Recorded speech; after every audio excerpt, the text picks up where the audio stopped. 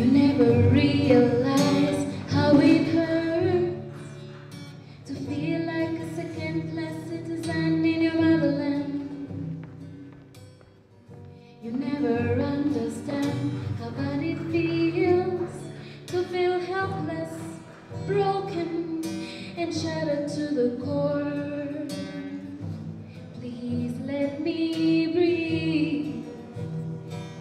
Because of the lack of acceptance by society, both political and religious, lack of legal protection,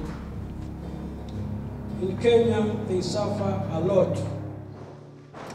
You never understand how it hurts. Was arbitrary arrests and detention, harassment by security forces, blackmail and extortion, sexual abuse by the police, denial of the right to association, expulsion from schools, and discrimination in employment and housing are some of the violations that LGBTI persons continue to suffer in this country. While some services have become available for men who have sex with men, gay, and bisexual men in the country, appropriate and competent services for women and transgender communities are few to zero across the country. Lesbians have been humiliated. These were the reports, have been humiliated when they attempted to access services, including gynecological care. In fact, in one instance, there's a doctor who refused to treat a patient when she told the doctor she was a lesbian and she thought she had an STI. He actually said he would not treat her and asked her to leave.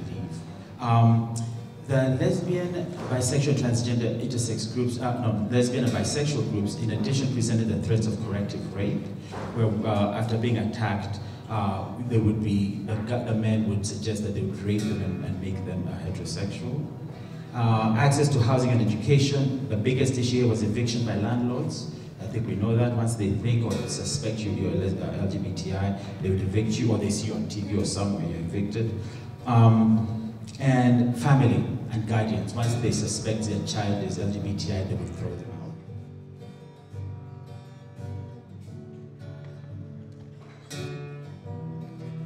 They are not legally recognized gender identities and thus cannot approach the justice system as such. When the transgender individuals have gone to court, or the court is unable to even have a conversation, because the first thing is, are you a man, are you a woman? You know, and since the country only has 2 approved or acknowledged gender identities, that becomes a major problem. And of course, for the community at large, blackmail continues to be a major issue. This is me. This is me. It's inconceivable to be a happy homosexual across town when you cannot be a happy homosexual in your own home. We cannot continue to celebrate or mark the International Day Against Homophobia when we are not willing to put the work in. We're not willing to put the task in. Reverend Kimidu cannot do it alone. The religious communities cannot do it alone. We also need to work towards that mark of reconciliation. I preach hope that is life. We need to actively engage in public interest litigation.